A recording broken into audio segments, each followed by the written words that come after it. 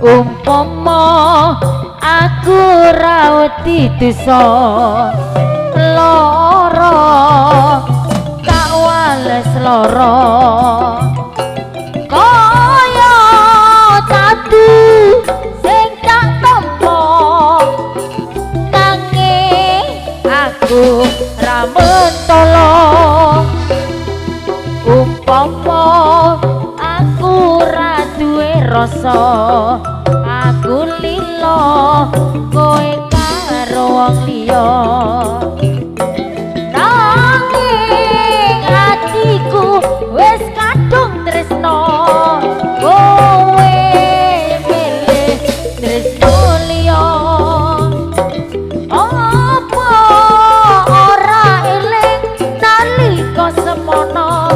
susah seneng bareng bakal dilakoni eling koyo kowe eling koyo kowe eling janji tresnamu ra ono liyane nanging nyatane kowe ninggalake aku yo Gusti kuatno atiku yo Gusti kuatno atiku umpama aku rawan di dosa lara tak wales lara kaya tatu sing tak tampa nanging aku ra mentolo umpama aku ra duwe rasa aku lilo kowe karo wong liya nanging atiku wis kadung tresno kowe milih tresno liya apa ora eling nalika semono susah seneng bareng kabeh dilakoni eling koyo kowe eling koyo kowe eling janji tresnomu ra ono liyane nyatane saiki kowe ninggalake aku yo Gusti kuatno atiku yo Gusti kuatno atiku Atur nuwun atas penghormatan Sali Bapak Peni Tunjung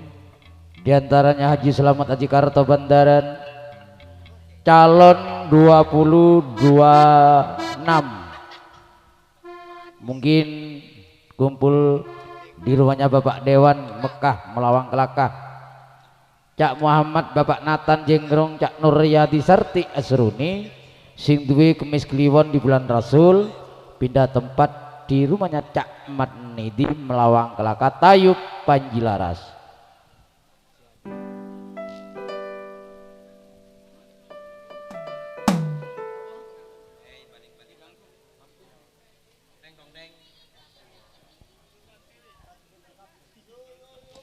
Kembali ke panggung pagelaran putaran berikutnya. Kali ini saya panggil Cak Santo Salon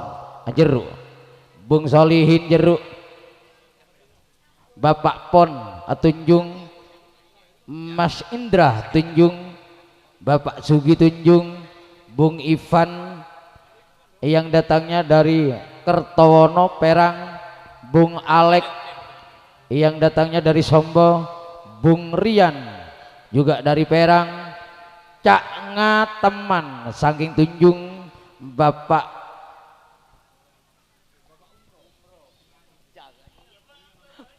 kaki mana naga jatuh, Mama Dela mana kini kumar, Bapak Umroh juga dari Tunjung, kakek